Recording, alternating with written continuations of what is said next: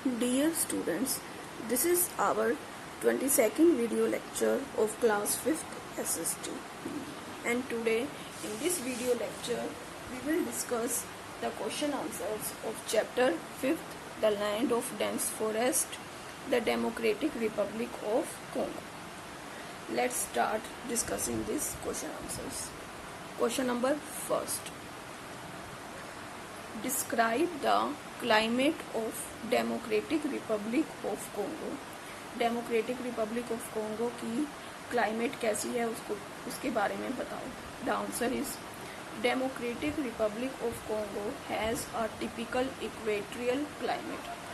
जो DRC Democratic Republic of Congo इसकी short form है DRC.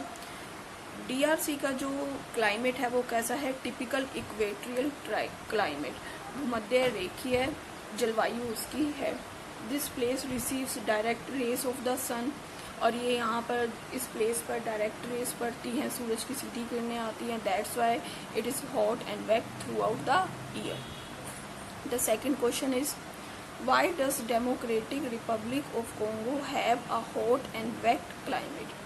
DRC का क्लाइमेट हॉट और वेट क्यों होता है?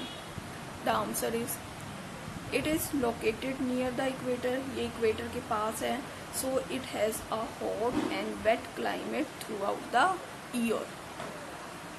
Question number third. What do you know about the natural vegetation of Democratic Republic of Congo. DRC की natural प्राकृतिक वनस्पति कैसी है उसके बारे में आप क्या जानते हैं? Answer nearly half of the DRC is covered with lush green thick forest called the rain forest. Half of the DRC मतलब डेमोक्रेटिक रिपब्लिक ऑफ कोंगो का जो हाफ एरिया है वो किससे कवर्ड है? वो बिल्कुल ग्रीन थिक फॉरेस्ट घने जंगलों से ढका हुआ है, और इन जंगलों को क्या कहते हैं? Rain forest. The trees in this region are very tall. जो ट्रीज हैं वो बहुत ज़्यादा लंबे हैं. Bright sunshine and plenty of rainfall make the natural vegetation grow very fast. बिल्कुल ब्राइट सनशाइन, सूरज की किरणें और बहुत अधिक मात्रा में बारिश होती है. इसकी वजह से जो वहाँ की वनस्पति है वो बहुत जल्दी बढ़ती है. Question number 4. Name 4 animals and birds found in the forest of Democratic Republic of Congo. 4 animals और बर्ड्स के नाम बताओ जो DRC के जंगलों में मिलते हैं. The first one is flying Squealer. Flying Squealer means उड़ने वाली गिलहरी. स्क्रीचिंग पैरेट चिल्लाने वाला तोता.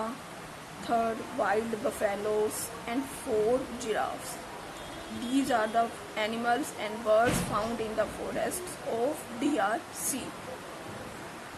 Question number 5. Write 5 lines on the life of pygmies. जो पिग्मीज हैं उनके ऊपर 5 लाइन्स लिखो, उनकी लाइफ के ऊपर, मतलब वो कैसा जीवन जीते हैं. Answer pygmies are the most primitive tribe in the world. ये जो पिग्मीज हैं ये बहुत ही प्राचीन जनजाति है संसार की. They live in the thick forest. वो घने जंगलों में रहते हैं. They are dark in complexion and about 1.5 metre in height. उनका जो कलर होता है वो डार्क होता है, और उनकी हाइट कितनी होती है? उनकी हाइट लगभग 1.5 मीटर होती है. दे आर नोमैड्स, और उनको क्या कहा जाता है? नोमैड्स. नोमैड्स मीन्स खाना बदोश. They do not live permanently at one place. वो किसी भी स्थान पर एक जगह पर परमानेंटली नहीं रहते. They live mainly by hunting and gathering honey and fruits. वो अपना जीवन कैसे जीते हैं? वो शिकार कर और हनी को इकट्ठा कर, शहद को इकट्ठा कर और फ्रूट्स के ऊपर वो अपना जीवन व्यतीत करते हैं. They are excellent hunters. वो बहुत अच्छे शिकारी होते हैं. Question number 6. Name some important crops grown in DRC. कुछ इम्पोर्टेंट फसलों के नाम बताओ जो DRC में होती हैं. पीपल क्या ग्रो करते हैं? पीपल उगाते हैं maize, banana, groundnut and cassava. These are the important crops grown in the DRC. Question number 7. Name the main industries of Democratic Republic of Congo. Democratic Republic of Congo की main industries उद्योग क्या हैं? Answer main industries of Zaire means Democratic Republic of Congo are textiles, chemicals, paper, soap, cement and cigarettes.